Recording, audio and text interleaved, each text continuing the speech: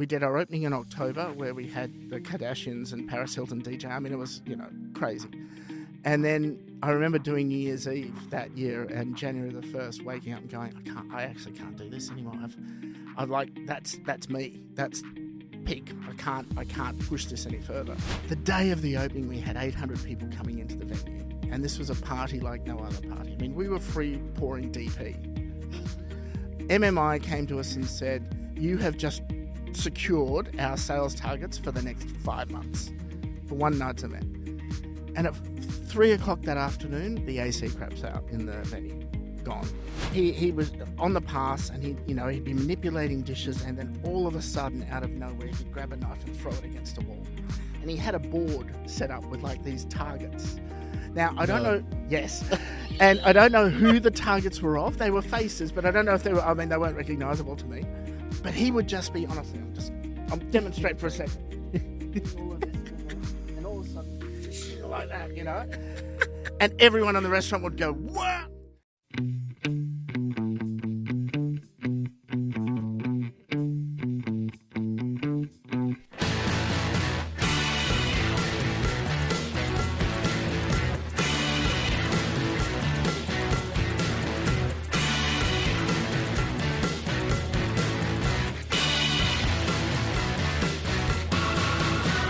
Welcome back to the Chef JKP Podcast.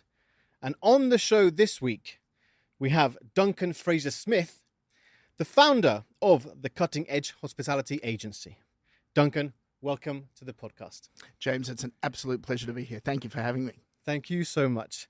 So, first one off the bat. What is your earliest ever childhood food memory? Oh, yeah, let's go hard straight in, shall we?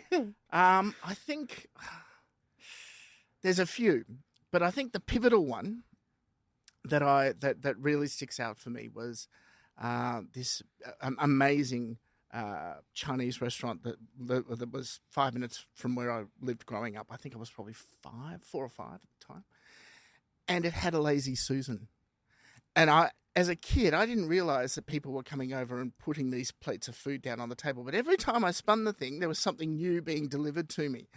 And I just remember the wow moment of going, oh my gosh, this is food.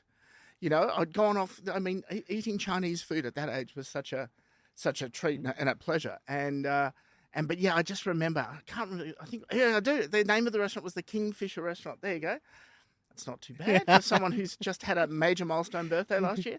But yeah, and I remember, food, growing up, mum was always cooking. My grandparents were always cooking. Meals were always a celebration in the home. And even as a kid going to school, I'd come home, the tablecloth would be out, the cutlery would be set, the stemmed glassware would be on the table for mum and dad to have their drinks, and it was always a sense of occasion. So it was always something that was really special to us. As to myself and my sister as we were growing up, dinner was an occasion. I think I'm going to go back even further now. With the earliest childhood memory of food was my grandmother's custard, which she used to serve me with the skin still on. Nice. And that was like, every time I go over there, I was like, yes, that's what I'm talking about. That's what I call food. So that's kind of where it really started for me, was, and the appreciation of the work that goes into producing it as well. And you have a large family? No, it's my mum, my dad, who unfortunately passed away during COVID, and my sister. And but as I said to you, my dad and my mum exposed me to a lot. They hated when I got to the point of going out to restaurants and I was allowed to choose for myself, because I'd always choose lobster. I choose all that, and Dad would be like, "Come on, give me a break. You're only 6 years old. Stop it, But but that was kind of a real introduction to it, and not knowing at the time that this was going to be a career that I fell into. I remember another great childhood memory was, I think I was 11, maybe 10 or 11, and the Grand Hyatt Melbourne opened, and it was the first week of opening, and they put on this lavish buffet in like this central courtyard area to celebrate the opening. And, Dad had me in a suit and tie at that age, and my sister was dressed up. We were all dressed up, and we went in, and I remember seeing the polished chafing dish for the first time in my life and going, I could see my face in it. Everything was so new. And I think I was that age. I was 11, 12, somewhere around there, where I turned to my folks and said, this is what I want to do. This is where I want to be. And so that kind of progressed to where we are now, but not always the easiest road, not always the smoothest road, but I just knew at that stage that in hospitality, especially in hospitality, was an area that I absolutely wanted to devote a lot of my life to. But it's quite a young age to really know what you wanted to do. Yeah, and I mean, these are stories that I keep for people like you, James, because you're special.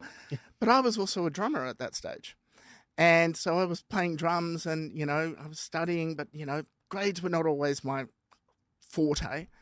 And so I was drumming, and then I thought, maybe I'll make a career out of this. I knew some people that had gone on to do quite well as musicians. And then it came down to the crunch point at the age of like 16, where it was like, right, got to make a call now. What are we going to do? Are you going to go continue the music path, or are you going to put something under your belt that gives you the opportunity to have a fallback if that's what you want to do? And that's when I said to the folks, I said, look, hospitality is the only other thing that I would be interested in. I don't want to be an accountant. I don't want to be a lawyer. I don't want to be a doctor. But what I do want to do is, if I'm going to do something, then I want to work in hotels and restaurants. And so that was at 16. So I had a couple of years still up my sleeve. And we tossed and turned about it a little bit. And then we went to Sydney to have a look at I was living in Melbourne at the time, went to Sydney to have a look at the Blue Mountains Hotel School. And I thought, wow, this is pretty special. And we were having a chat to the Dean of Admissions for that hotel school about potentially me starting when I graduated high school and going in there.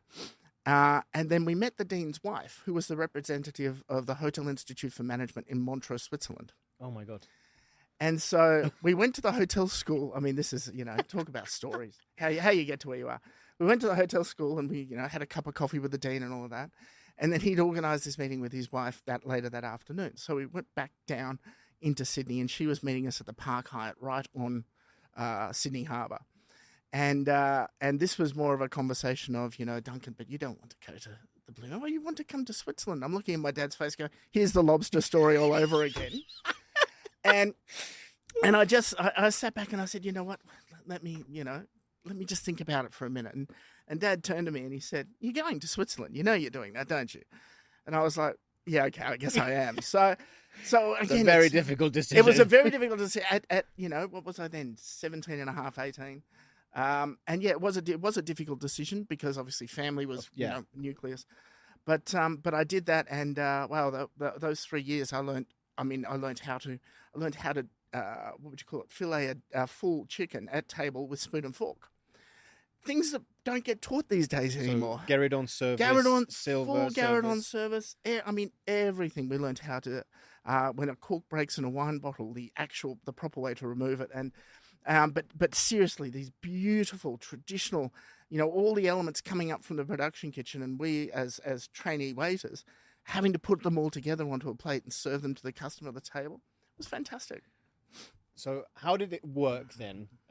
Year one, then year two, and in your third year, were you actually in a restaurant, or because that's the final year, so to speak? Yeah. So the way it works, it's very, very clever.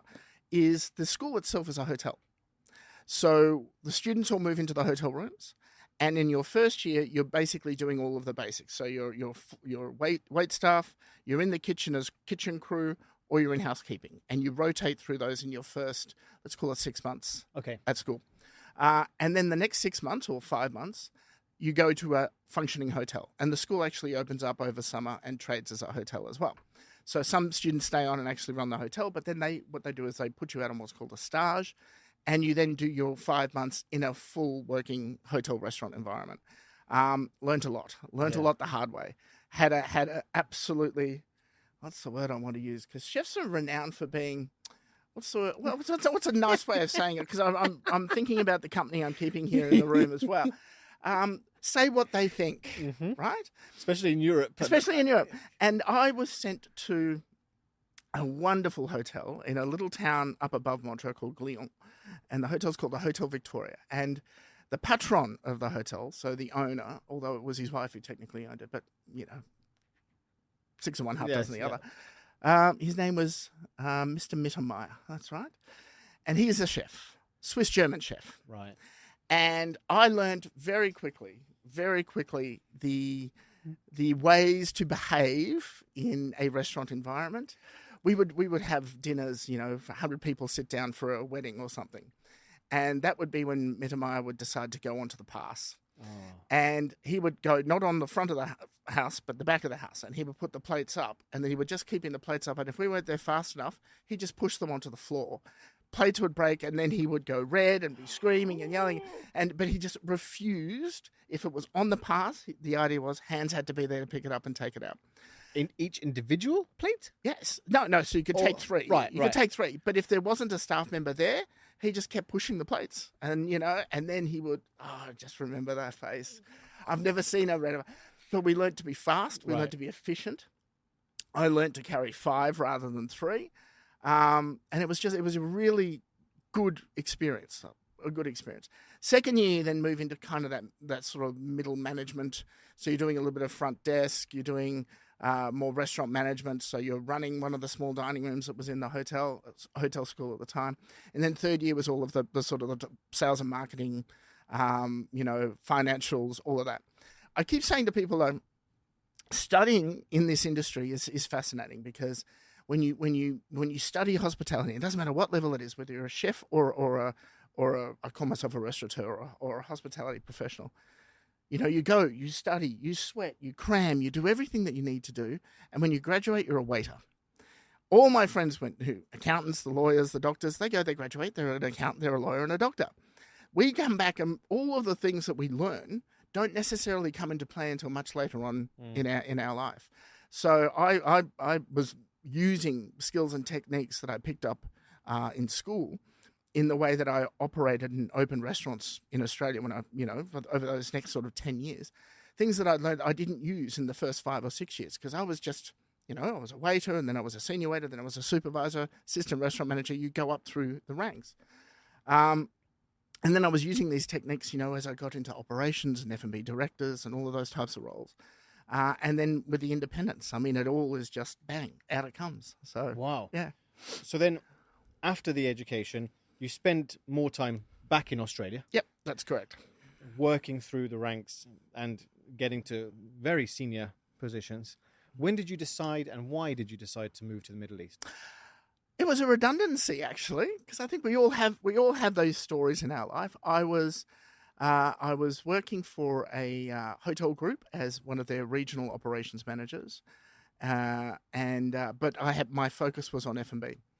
And I joined the company. I was very excited to join the company. I'd actually been previously working as a regional operations manager for a major catering firm throughout Australia, and catering just wasn't my thing. I need that face to face. I need the customer interaction.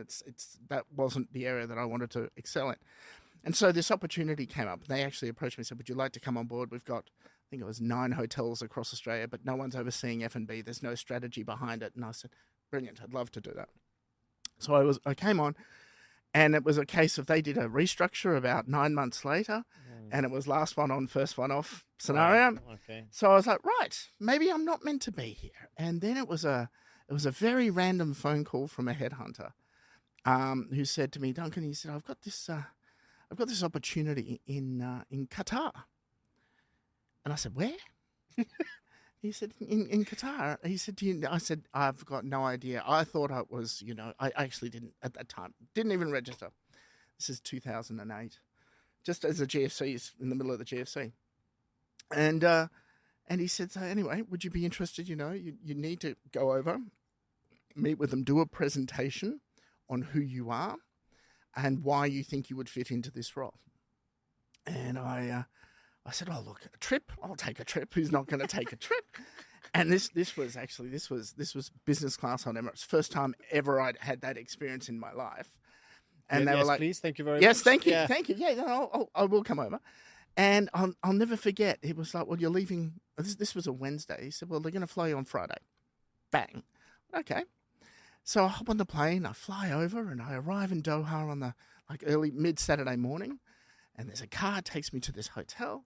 It's a dry hotel, so that was an experience in itself for me for the first time as well, after a long flight.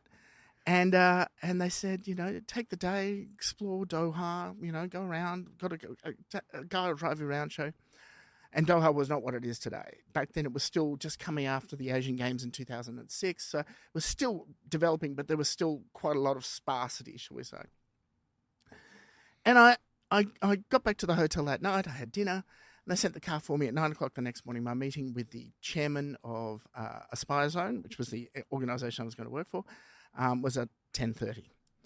And so anyway, I dressed up, I sent all of the information had gone through, and I had my presentation ready to go.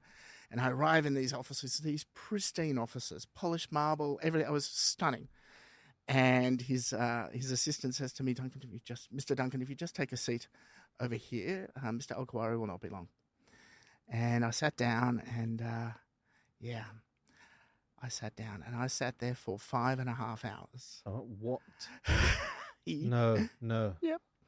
5.5. This was my first experience of, how things can change in this part of the world.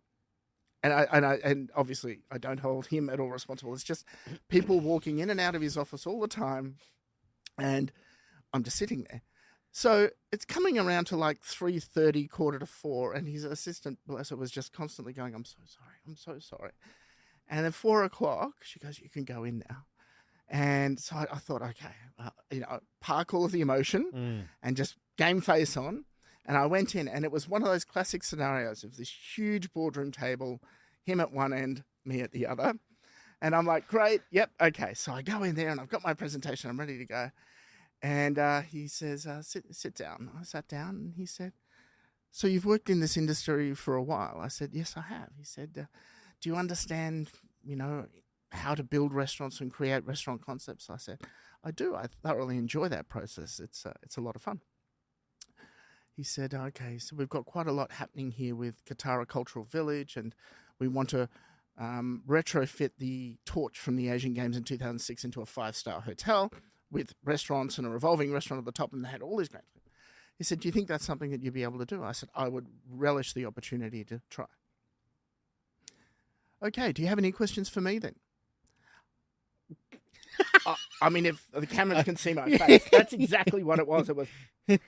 And I only waited like, 6 hours, but it's okay. Correct, it's okay. And I was in there for 12 minutes. And I said, no, I don't. And I thought, I've blown it. Obviously, I've blown it. There's no way that I've got this job. And so I go back to the airport, and I'm flying back, and the flight's Doha, Dubai to Melbourne. And I'm sitting in the airport terminal in Dubai, and the headhunter calls me and goes, you got the job. They want you there in a month. And that was it. That was the first footstep into making the decision to come over. And it really wasn't my decision in the end. It was kind of made for me. All of the set of circumstances kind of laid themselves out to make that the opportunity that was presented. And and I had 3 wonderful years in Qatar. I think it was great to go there first before coming here. Yeah.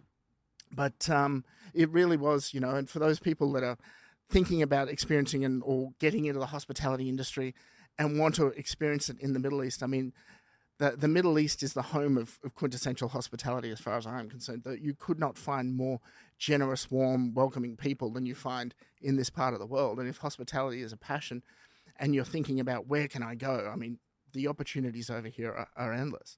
But yeah, that was my first foray into the Middle East, which I thoroughly enjoyed. So then throughout that time, you opened various concepts, you managed various projects. If we fast forward to 2013, and then you formed the Cutting Edge Hospitality Agency. Why did you form it? Because you had a solid job, corporate, big responsibility, all of that, to then open your own business. It's quite a big gamble, people would say. It was, and it was motivated by several mitigating circumstances. The first one was, again, a corporate restructure where I was working for IHG. I mean, it's common knowledge. And I had spent a lot of time developing concepts for them and doing that. And then the region shifted, and they wanted the position to be based more out of Bangkok rather than the UAE. Right. So it was a discussion not of interest to me at that stage. But the actual driving force, and this was where it kind of started, was we were bringing Serco from New York into the Intercontinental in Abu Dhabi. And the owner of the Intercont Abu Dhabi also owns the Ritz-Carlton here in DIFC, similar, same company.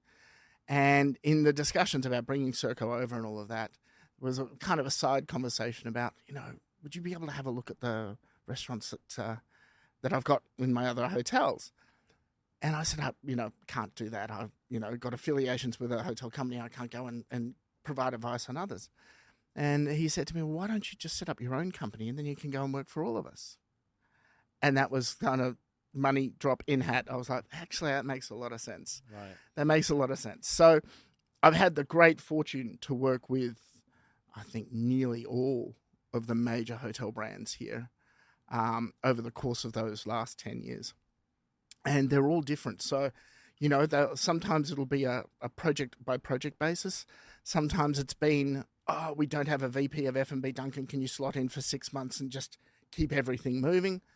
And that actually happened in 2015, I think, 2014, where Fairmont, the wonderful Jennifer Fox, came to me and said, we don't have a VP of F&B at the moment, Duncan, but we're opening this hotel in Doha with the Raffles and the Fairmont, the Katara Towers. And we're trying to get the concepts across the line with the owning company. Can you fly over and pitch them all? Said, firstly, can you create them and then vet them and then pitch them? And so I said, yes. What a job. Yeah. Fun, though. Amazing. Fun. Absolute fun. And because I wasn't tied into the corporate structure of a major hotel chain, I had the freedom to be a little bit more myself in the presentation.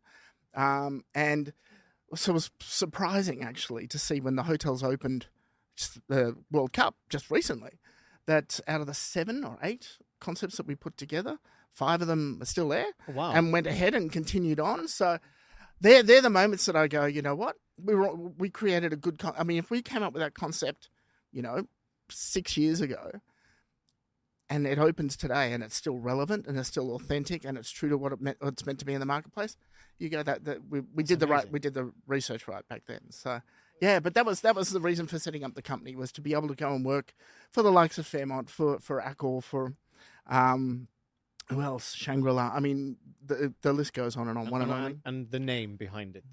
The Cutting Edge. That was my wife, my beautiful wife Marlene. She, we were debating, different names, and I think the Duncan Fraser Smith and Associates came up at one stage, and she said, you know what? Why don't you put it the way you have been? It's the Cutting Edge. I mean, when I did my first conceptual piece back in Australia, which was for Hyatt, we were working with the GM, working with the designers, and they wanted me to come in with my fresh Swiss training and give my spin on what the new all-day dining restaurant should be for a Hyatt Regency. It was a Hyatt Kingsgate becoming a Hyatt Regency in Sydney. And so we stripped everything out. We did the world's first open kitchen for Hyatt, where the chefs were front and center and could be visibly seen by all of the guests. And it was the first time Hyatt had ever seen that. And then we pushed the boundaries even further. We called the restaurant Zoo, so as in XU, the Chinese characters XU. And I had, instead of restaurant managers, we had zookeepers. Love it. Just for the fun of it. And everyone was in leopard print vests, so we carried that theme through, but in kind of a whimsical way. Mm-hmm. And then, I wanted the best staff on the floor. So we had, I said it's not irrelevant, but we had the first restaurant in Hyatt's history with men with facial hair. The first with men with earrings. The first with men with inked arms. And all of these firsts we created to open this brand new funky restaurant. And if anyone knows Sydney, it sat right above the Coca-Cola sign in King's Cross. That's actually where the restaurant was. And Bernd Korringel, who was the head of Hyatt at the time, got wind of this. I'm going to come and have a look. And then we all freaked out. The GM's like, what have we done? Oh my God, what have we done? And Korringel's coming down, and we're like, and the GM's going, it's fine. Yeah, no, the GM's going, Duncan, I think. Actually, I went to the GM. That's right, I went to the GM and said, I think we should pull all of the staff off the floor that are like quite overtly against Hyatt brand. And the GM was the one who said to me, he said, no, he said, yeah, I back this. He said, I back this. We put it together. There's a reason we've done it. It's going to be competitive in the landscape that we're in. And it's not the highfalutin three Michelin starred restaurants that they're used to. It's fun. It's casual. We were cooking on volcanic rock on the tables. I mean, it was really interactive and fun. He said, no. And if I lose my job, I lose my job. He said, let's just do it. Anyway, Bernd came in. There was a group of them. They loved it. And then Hyatt started doing open kitchens. So that was the first of many of those sort of moments where you go, you've got to be prepared to take that leap, cut the edge, so to speak, and create something that no one else is doing. And that's what you're doing today. That's what I do today, yeah. That's what I enjoy doing today, yeah. So one thing I wanted to sort of really focus on is that you've opened over 200 concepts, and I've been involved in over 200 concepts, which is mind-blowing. For me, what throughout that bloodline is always the biggest challenge? Oh, the biggest challenge.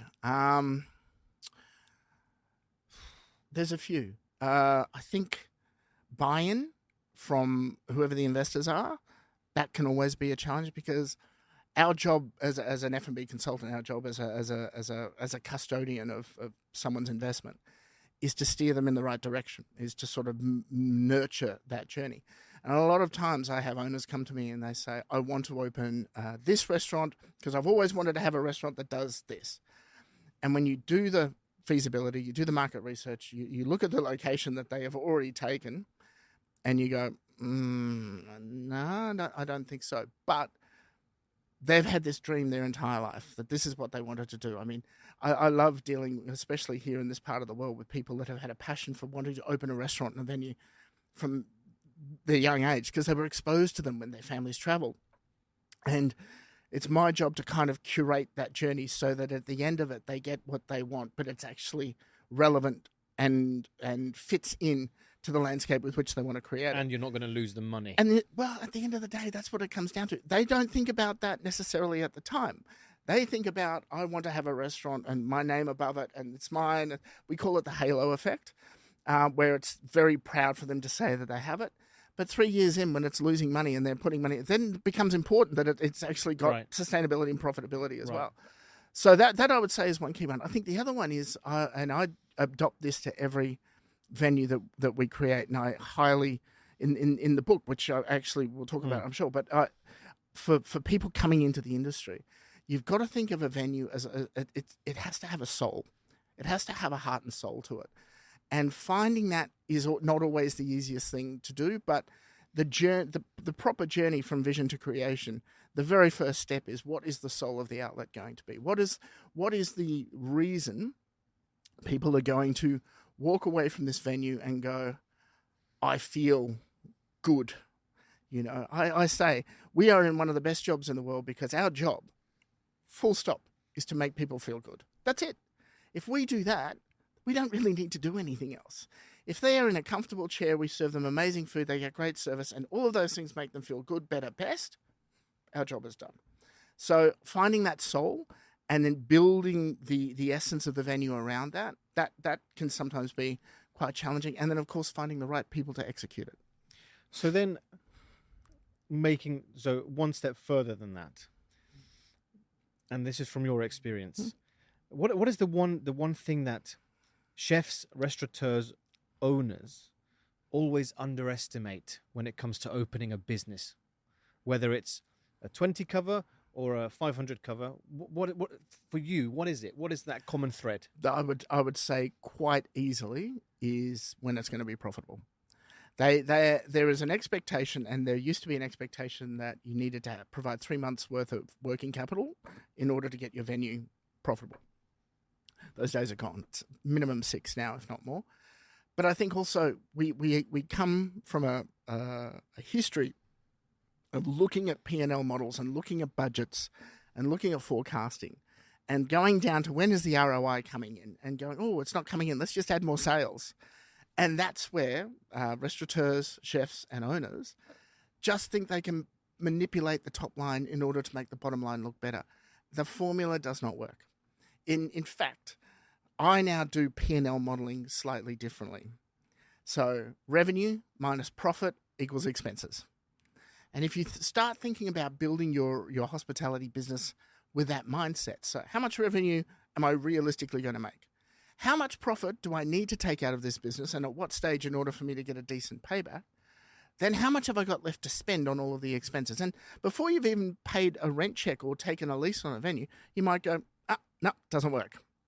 So I do think that is a key thread, is the expectation of profitability much faster than reality dictates it will be. And again, it's also, we now, I'm working with a company called SpotQuest, which is the world's first AI-driven restaurant feasibility program, so that we can now give owners and operators an opportunity to not just have an opinion on feasibility and market intelligence, but 85% of what you're going to get is data, hard data that says if you open X in Y location with this demographic, you'll produce this amount of revenue. And that's taking us to that next level. So taking away as many of the emotional decision-making processes. I have a budget of $1 million to spend, but ultimately I might need to spend 1.2 million, or you don't need to spend $1 million. You can spend 750. Oh, but I've got $1 million to spend. So let me put Swarovski crystal taps in the bathrooms, right. And so playing with all of that, I think, is where you want to make it. At the end of the day, you want their ROI to be good, but the numbers need to be real, not just figments. Absolutely, because you've got a lot of people who, quite rightly, you say they want to come to this part of the world, they want to open a restaurant, return on investment, and then, or you're sort of friends with the owner, and they say, okay, I want you to open this restaurant, but, they don't understand or have never worked in hospitality. Yeah. And they don't get or understand as to why that return on investment can't be made in a month. Yeah, that's true. And I think that must be quite tricky to have those conversations openly to someone who's like, no, I don't understand. It must. How do you manage that?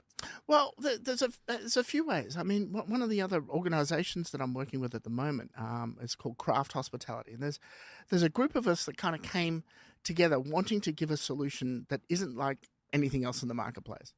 And because the biggest challenge, sorry, just to shout out, Craft Hospitality is Christian Abel, former VP of F&B from Marriott, David Singleton from Oculi, Andrew Morrow from Tomorrow Hospitality, and Sarah Jane Grant from LXA Interiors.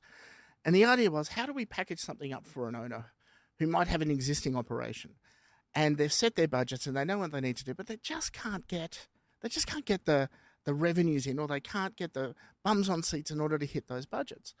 And so we thought, well, let's scrap the consultant model for this particular project and go, tiny little bit of upfront just to cover our costs. And then we will get you to your budget, no additional charge. And then anything over and above your budget, we split in some particular way. So there's no risk to the owner, no risk to the operator, and we've already guaranteed your budget for a very small upfront. And then we all are very happy if the revenues continue growing. The feedback we're getting on this is phenomenal because, again, owners are going, less risk for me.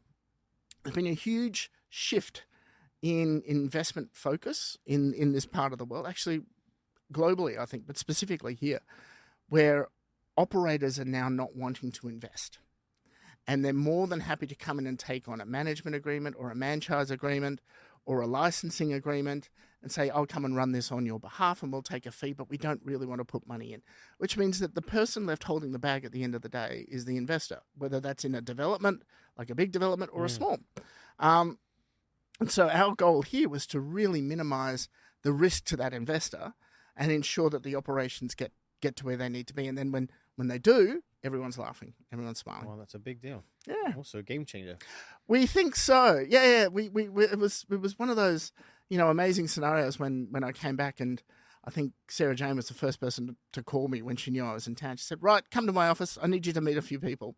And we all sat around and said, we can actually do something here that will be different than what's currently out in the marketplace. And I don't hold anything against when COVID hit and a lot of head chefs and a lot of restaurateurs, general managers went out and became consultants because there wasn't any other work in the marketplace. I get that. But it did change the way the consultants were perceived in the market. And so we have to be ever evolving and ever growing and providing options that are risk averse to owners and operators. Because also that's some big personalities to manage within that remit. Well, I think I have to say, I think that was one of the funny things was SJ said when she first met. She said, "Now you're all not going to the egos cannot go on the table, right? I know you've all got them, but they've just got to all stay on one side. And this is just us about working together."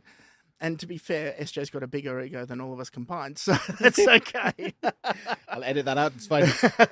So talking of egos, you have brought some huge names into specifically Dubai and this region. Example, you were instrumental in bringing Jason Atherton, Greg Malouf, MasterChef, the launch that you did for Intersect at Lexus. How do you manage such big names and bring them over? Because that's also not just a 2-second phone call. No, Jason was an interesting one because that was a me passion thing.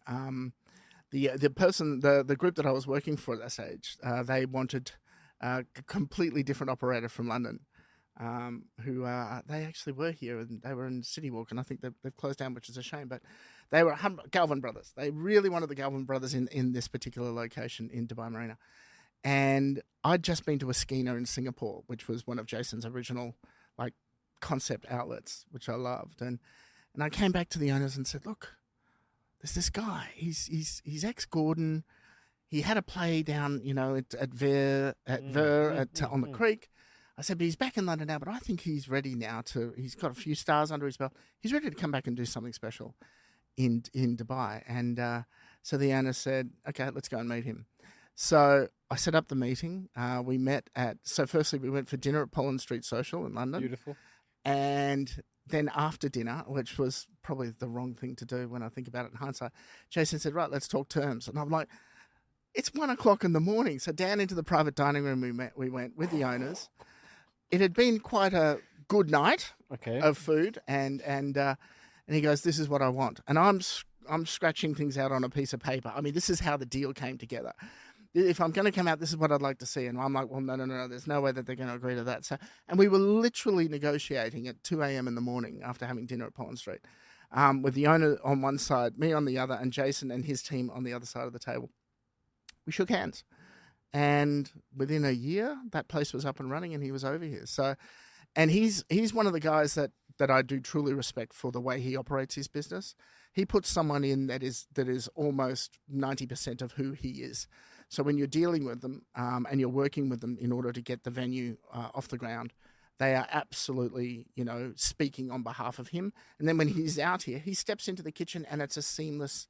He doesn't stand there and sign autographs. He's actually in there on the pass working because he knows how the systems work. So that was really, for him, that was a great opportunity. And again, taking the owners that had a particular vision and shifting it over to another one, that was interesting. Intersect was always going to be fun because how do you make a car brand sexy for an F&B outlet? But we had an amazing time working on that. And again, it's just about regionalizing concepts. You go into Intersect, and not many people know this unless you've been, but all the banquettes in there, the leather is from the LFA supercar. If you look at the bamboo hoardings around the side of the building, it's the bamboo from... it's in the shape of the spindle grill from which you recognise on cars, but it's done subtly. It's not done overtly. So it's about subtly bringing the brand into play. And that was an opportunity working with Alpha Tame and a magnificent design company in Japan called Wonderwall to really bring that sort of concept to life. But yeah, it is about relationships. At the end of the day, I don't not take a phone call from anyone. If the phone rings, I take it. We do get a lot of prank phone calls in this part of the world, but you never know who's going to be on the line. And I've had, Sylvana Rowe, I remember when she first called me and I'm like, oh my gosh, yes, of course we'll have a coffee and what are we going to do? So Greg Malouf, that was a great one because I'd known Greg previously. He doesn't remember this. But when he had Momo's back in Melbourne in Australia, and then the investors that were opening Clay Dubai here in DIFC, they approached me and said, "We need someone to bring all of this together." They said, "We kind of have done this the wrong way around, where we've got our chef, we've got our space, which we're paying rent on, and we've hired Cirque du Soleil as the entertainment for the next 3 years." but we don't know how to make all of that work. Oh, by the way, our chef does modern Middle Eastern cuisine. You've had Greg on the show, I'm sure. Yeah. And so that was it. So they just said, there you go, Duncan. Make something out of that happen. It was a very, very, very challenging project, but what we did and what we created was exceptional. But it's one of those, it burnt me out. Like it's one of the only times that I can remember. I was on that for a year as a consultant for a year. Wow. That's a long time, eh? We did, and we did our opening in October where we had the Kardashians and Paris Hilton DJ. I mean, it was crazy. And then I remember doing New Year's Eve that year and January the 1st, waking up and going, I actually can't do this anymore. I've like that's me. That's peak. I can't push this any further. And so that's when I sort of said to them, thank you very much. Can you stay on for a couple more months? Yeah, but light touch only. I really can't do it. And I needed to just stop. And I looked back on that. That was 2016. I looked back on that from sort of the journey of when I first graduated from Swiss Hotel School. And it had always been push myself, push further, push harder, push, keep pushing, don't stop, just keep going, climb higher, more awards, more recognition, put yourself out there as much as you can. And I just couldn't do it anymore. I was going to ask you, at what point do you stop? Because it's relentless. It is. The journey you've gone on so far. Yeah. It's really... and especially all these high-end openings and celebrities and drama. I mean, how did you manage it all? Although, I mean, the one that no one knows about, Clay, which I think I've mentioned in the book, is the day of the opening, we had 800 people coming into the venue. And this was a party like no other party. I mean, we were free pouring DP. MMI came to us and said, you have just secured our sales targets for the next 5 months for one night's event. And at 3:00 that afternoon, the AC craps out in the venue. Gone. And guests were arriving at 7:30 p.m. Somehow, with the team, with help from the owners actually as well, because they were influential in this, with the team, with the owners, and with the help of Dubai municipality, we had a generator dropped into an empty pit next door to the venue. No way. Yes, we had 9 portable AC units cabled in. We did put red rugs over them so people couldn't see the cable. We drilled holes through solid pieces of metal, aluminium, to run the power and the cabling through to the generator. And we spray painted them all black so that you couldn't be seen, just so that we had AC. And we ended up having to buy them because once they were in, they were in. We couldn't remove them again. But it was just one of those things where in that moment, it can't not happen. So again, adding all to the stress that we were talking about, despite at the end of the year, I was just like, no, that's it. And to be fair, MasterChef again was a passion project. I woke up one morning after watching an episode in Australia and just going, why don't I get to eat this food? This food that is these 3 judges get to sample it, and the commentary is always. Yeah. I mean, I can imagine what it would be like to taste that, and I was like, I want to taste it, and so going and speaking to Endemol Shine in the UK and saying, guys, this is what I want to do, expecting them to go, no, we don't. I mean, they don't have the rights over any of the recipes. They don't have rights over any of the chefs. There's no management agreements there, nothing. They said, well, if you can talk, we'll give you the contact details. If you want to speak to the champions from the US, the UK, and Australia, and if they're prepared to come together and give you the recipes and do that, we'll support it. Okay. And that was, again, an amazing journey to have those. We did workshops in Australia. We did workshops in the UK. We flew Sean O'Neill over to do a cook-off. And then to be able to go into the restaurant and sit down and actually have his duck tacos that he still serves in Vegas right now, that were on MasterChef season, I don't remember what it was, season 7 or season 6 in the US. And he won based on these duck tacos that Gordon Ramsay said are the best tacos I've ever had. And I'm sitting there in the restaurant now eating that from the exact recipe. And the motivation behind why he made them was because his wife likes duck, but she doesn't like eating duck the traditional way. She likes eating it finger food. Yep. And all of those different stories. And again, I just found myself doing the same thing. Was at the end of MasterChef opening, which was 2019, leading into COVID and all of that. I was like, I'm gonna find myself on the same hamster in the wheel, pedaling crazily. And so when I went back to Oz, and we've talked about that. Don't need to bring that up at this stage. But that was really, when the idea for what have I learnt over my 30 years? What can I impart that's going to make people have a better opportunity of succeeding if this is truly an industry that they want to get into? How do I make it a little bit funny? Because there's been some funny stories along the way. And at the end of the day, what more can I give to this industry that has given me so much? And so, COVID was a great time to sort of think about writing a book and putting it down on paper, at least that chapter. And yeah, that was really my, catalyst was then, as I said, major birthday last year. When it's fine, it's 50, and I'm not ashamed to say it. But that's when I decided that my role now is to nurture, mentor, coach, help deliver. But I'm not going to be the one running up the stairs for those awards anymore. That's now someone else's job. And I'm really happy to give them all of the tools at my disposal in order to get them to where they want to be. And how was the process of writing the book? Because it's a lot of experience. You have a lot of points. How do you put everything together in order to formulate the book that you've just written, create to plate? Yep. Well, the amazing thing was, and again, my wife to thank for this, she introduced me to a mentor that would give me the guidance, I guess, as to how to get everything down. We call it unpacking the book. And when I unpacked it into 12 chapters that made logical sense, then I actually didn't type it. I spoke it. So if you read it, and I believe you might have had a peek at it, it's actually almost as if I'm sitting across from you while you're reading it. And if you know my voice, people say, well, it's like we're hearing you say those particular words coming out. Because I did. I actually recorded all of the chapters. Wow. And then got them transcribed. And it's also good because you get all the ums and ahs out of that, which is great.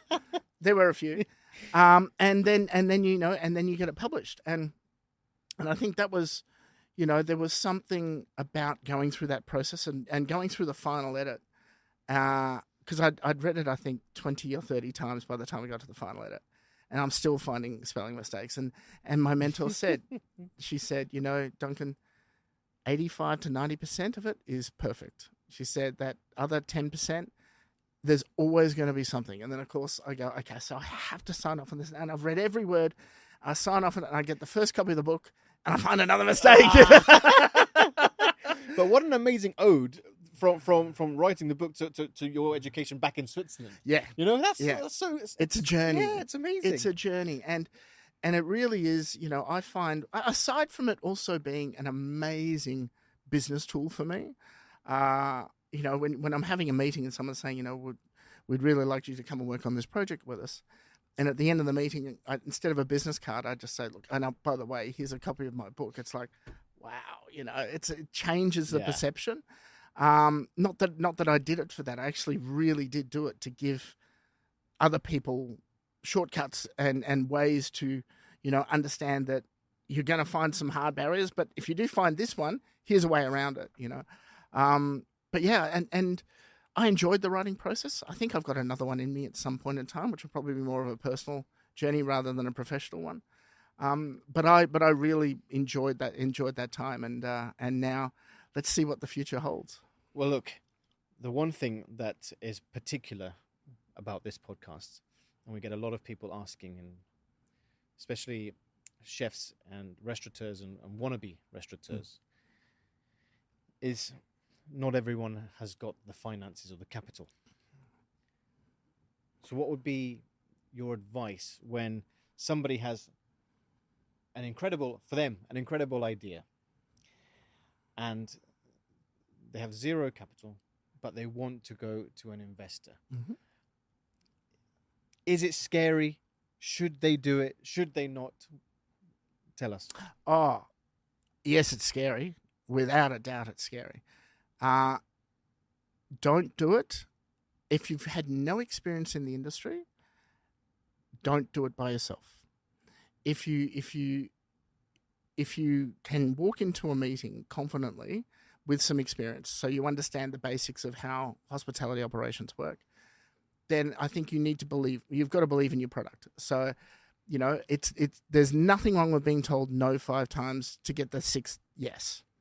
But if you've had no experience and you're stepping out for the first time, come and speak to someone like myself or any other consultant. Doesn't actually need to be me. Any other consultant, because they can work with you on how to present it. I mean, I'm actually doing a project for someone right now that's for one of the major groups here in Dubai, and this particular investor, that they are passionate about food and beverage, but they know nothing about it. So they've said, Duncan, can you pitch it and sell it to the investors? And that. There's nothing wrong with that, because again, your goal is to get your idea into a physical location. So I think you've got to have some nerves about it. It is not a convenience store. It's not a supermarket. It is, people need to make the decision consciously to come to your venue. And so there is an element of risk, and sometimes a significant element of risk. But I would never say no to approaching an investor. Even in the book, we talk about, you might not be an investor. You might not be an owner-operator. You might be a senior director of food and beverage in a hotel, and someone's told you, you need to do something with this venue, or you need to create something in this space. Don't be scared to put your ideas into that. Yes, it's not your money, but it's still, if you're in that role, you're there for a reason. And, 99% of us are in this job at these levels because we're hugely passionate about what we do. So I say never stand back, always push yourself forward. If you have an idea that you believe in, back yourself, but give yourself the support structure around you to make sure it gets executed the right way. And do you get, so 2 sides of the coin, do you get more investors asking you, listen, Duncan, I want a restaurant, but I need you to find a chef for me and someone we can partner up with? Or on the other side, do you get front of house or chefs saying, listen, Duncan, I have an amazing idea, but I don't know how to approach investors? Yeah. So I would say we get more of the latter, because there is quite a limited investor pool here, of places. And when I say investor pool, of places where the developer is prepared to put money in.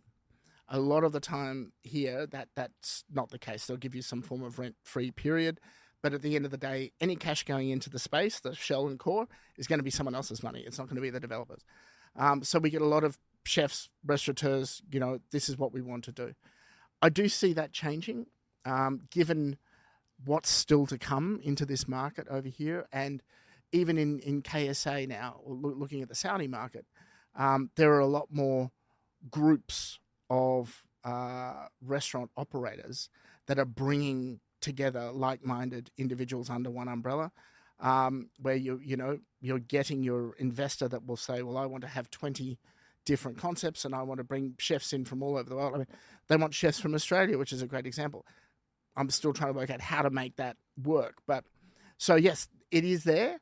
But as a chef, restaurateur, if you don't have the investment, don't be afraid to reach out. People will back you if you back yourself.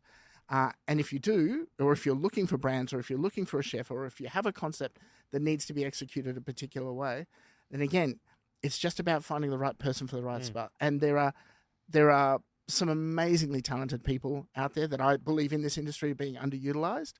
And it's time for them to have an opportunity to shine as well. So look, on a personal level, I have to say a big thank you to you. I'll tell you why. Now you know the scene within this region. Michelin is here, so everyone is, really focused on the fact that they're here. Go and Milo is here.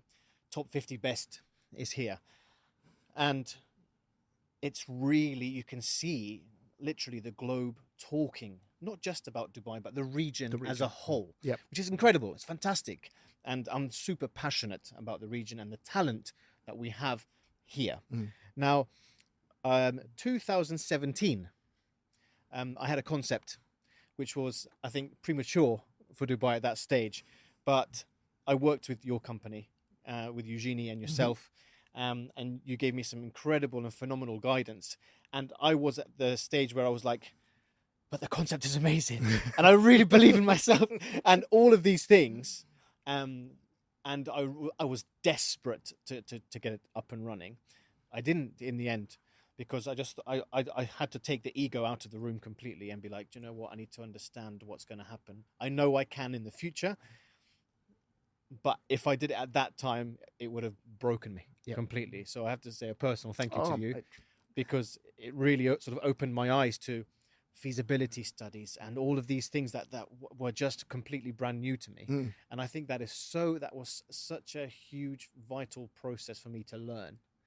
And I think, because it could have gone a completely different road. Absolutely. If I was to say nope, go ahead, find a, you know.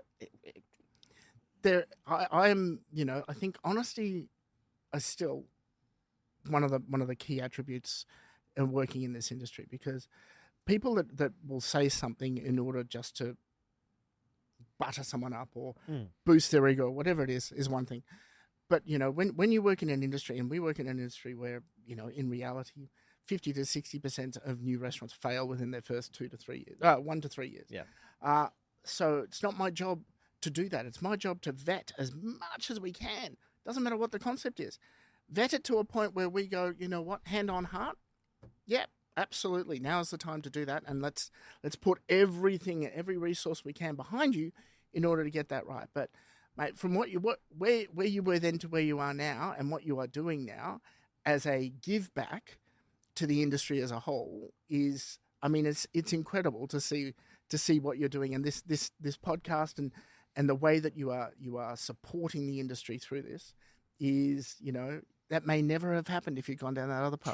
True. I agree. Thank you. But still, I want to do open. No, anyway. So now, what we're going to do is we're going to get to the quick fire round. Quick fire. Hang on. Of the show. So the first question, and I know you're going to have some amazing ones. The first question is, I want from, and no naming names. No names. Okay. Funniest or weirdest ever restaurant experience or incident that you've ever witnessed? Oh, wow. Okay. The weirdest. Funniest or weirdest experience. Yeah, okay. It's chef related. I will not mention the venue. Brilliant. I won't mention the venue, and I won't mention the chef in thing. But he was set up on a pass. The restaurant was tiny. I think it was 60 seats. And he was on the pass, and he'd be manipulating dishes, and then all of a sudden, out of nowhere, he'd grab a knife and throw it against a wall. And he had a board set up with like these targets. Now, I don't know. Yes. And I don't know who the targets were of. They were faces, but I don't know if they weren't recognizable to me. But he would just be, honestly, I'm demonstrate for a second. Doing all of this. Then all of a sudden, like that, you know? And everyone in the restaurant would go, what? So it was open kitchen? Open kitchen. So you can probably assume it wasn't in a major Western country. And I'll just leave it at that. Right. Wow. Okay. Love it. I wonder if there's any CCTV of that anywhere. I'm sure.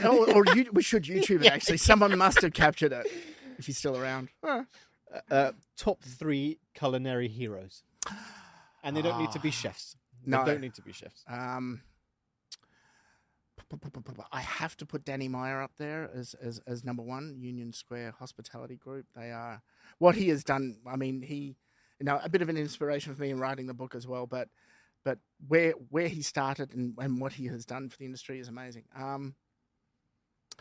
Bourdain, can't not do that. He talk about pioneering in across everything that he did, and then.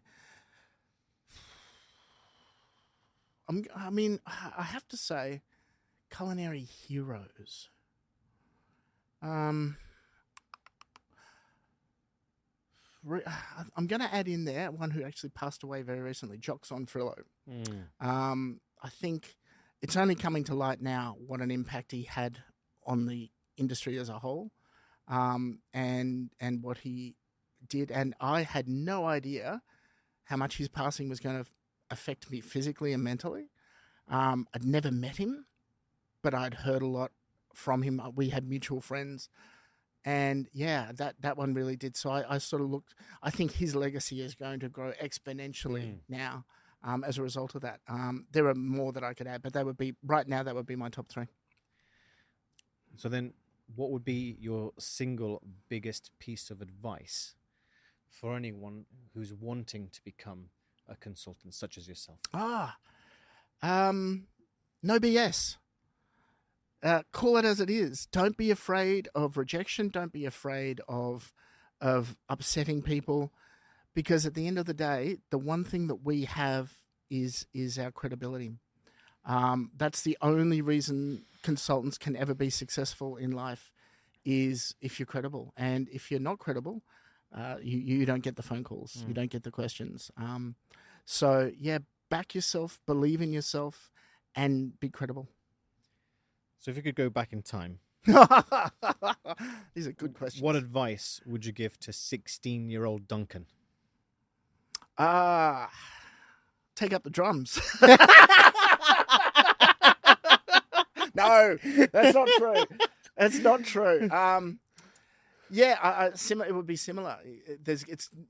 I at 16, I always wanted to be the general manager of a hotel. At 16, that was like, here am I, and that's my goal. And I'm going to be a GM of a hotel at 32. I was never a GM of a hotel, ever. But the life that I lived as a result of pursuing that goal, I mean, I was the GM of 9 restaurants at 32, and so it was a completely different journey. And then I thought that was the end. And now here I am 18 years later, and I've gone from there to here. Yeah. So it's just about, even though that might be where you think you want to go, trust that the direction that you're going in is getting you to where you need to be. Incredible advice. Duncan, it has been a real captivating conversation, from your food memory to the restaurant scene growing up, going to Switzerland, making the decisions between the drums, and it's a hard decision. It's a hard decision. It's a hard decision. I had to make the same. Coming to the Middle East, the 6-hour wait before you got the job. 2013, forming the Cutting Edge Hospitality Agency, which is incredible. Managing over 200 concepts, phenomenal. The challenges that you faced, bringing big names to the Middle East, concepts, all these kinds of things. It's just been phenomenal. If anybody wants to get hold of you through social media, whatever it means, how can they do that? Yeah, so the easiest way to get in touch is through www.thecuttingedgeagency.com. But again, I accept all LinkedIn people that want to join in. That's for us in the industry that we work in. It's such a powerful tool to what we do. And easiest is through the website. There is also a free, for people that want a 30-minute call with me, which they can take and avail themselves from on the website. And that just, if they've got any questions about, or they want to get into the industry and they don't know how to start, 30 minutes is a long time to be able to get some points across. So how can I get hold of the book if I want to purchase it? Yep, so if you want to get hold of the book, it's available on Amazon, Booktopia, and Barnes & Noble. Fantastic. Well, Duncan, look, thank you very, very much for coming to the podcast, really having an incredible conversation. I've learned a huge amount, really, in the time that we've spent together. And I just want to say a massive, massive personal thank you to you, really. Thank you, James. It's been an honour and a privilege, and I wish you nothing but success going forward. Thank you so much.